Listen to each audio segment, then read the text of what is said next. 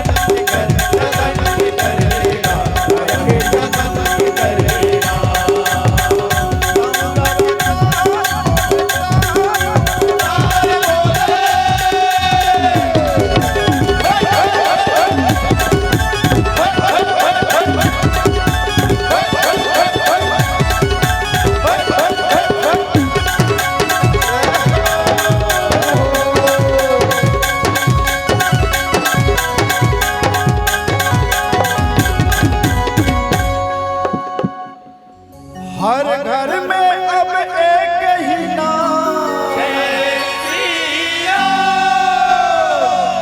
सभी को बोलना है क्या? जय श्री राम। बोलिए आप सभी लोग। हर घर में अब एक ही नाम, एक ही नारा गूंजेगा,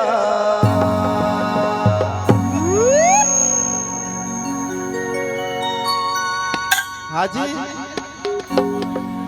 गाँव के नाम भुला था। चुनचुनिया चुनचुनिया के बच्चा बच्चा, चुनचुनिया के बच्चा बच्चा, जय जय श्री राम। चुनचुनिया के बच्चा बच्चा, जय जय श्री राम बोलेगा। हर घर में अब एक ही नाम, जय श्री राम। हर घर में अब एक ही नाम, एक ही नारा गूंजेगा, जय जय श्री राम। चुनचुनिया के बच्चा बच्चा, जय भारत का बच्चा बच्चा,